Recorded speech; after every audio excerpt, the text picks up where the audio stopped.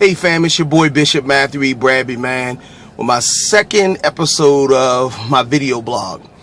Today I'm saddened because I looked on social media and I saw that another pastor had taken his life via suicide. And then what even hurt me even more were the judgmental statements by people who don't even know the people or the issues concerning. Listen, I don't condone suicide. I believe it's part of a growing epidemic, a silent killer called depression. And just because you're a man or woman of God doesn't mean you have feelings. It doesn't mean that you're not going through. It doesn't mean that you don't hurt. One of the major problems I see is that us, pastors, bishops, apostles, leaders, we carry a lot more weight than the average person, trying to save the whole world, trying to do what's right, trying to rest in our oil, our anointing, trying to live up to our call. And oftentimes we live up to unrealistic expectations. My friends, today, instead of talking about that pastor, pray for him and his family. Pray for her family. It's not easy. Heavy is the head that wears the crown.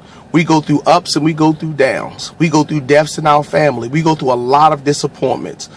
We go through a lot of trust issues. We trust people to do things to help us in ministry and in life, and they fail us.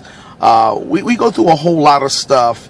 And because of that, instead of talking about your pastor, your leader, or the leaders out there, I believe what the Word of God says, that we ought to pray for our leaders, continue to lift them up, continue to let them know they're appreciated. It's not worshiping people. It's not taking them for granted. The Word of God tells us that our pastors, our leaders, are gifts from God. So let us appreciate the gift and not discard it.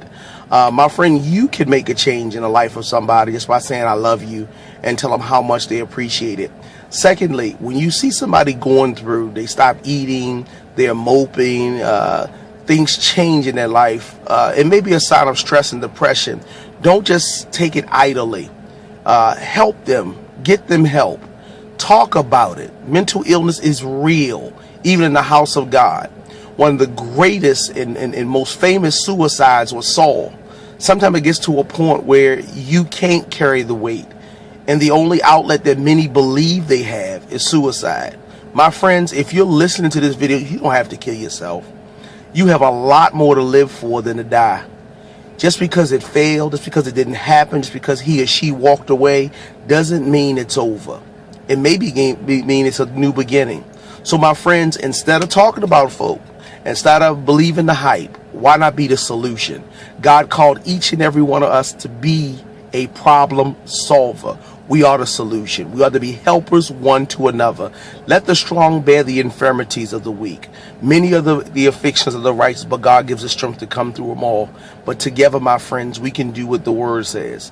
We can make a change. Well, this is your boy Bishop Matthew Bradby. I love you. Do me a favor. Meet me tonight, 3501 Brims Lane. 3501 Brims Lane, 7 p.m. It all goes down. Back to Life 2013. It's going to be phenomenal. It's going to be epic. Bring out the whole family. Bring a coworker. Bring a friend. 3501 Brims Lane. Back to Life, Baltimore, Maryland, 21213, right off of Erdman Avenue. You don't want to miss it. I love you, my friends. I can't wait till our next episode. God is doing something.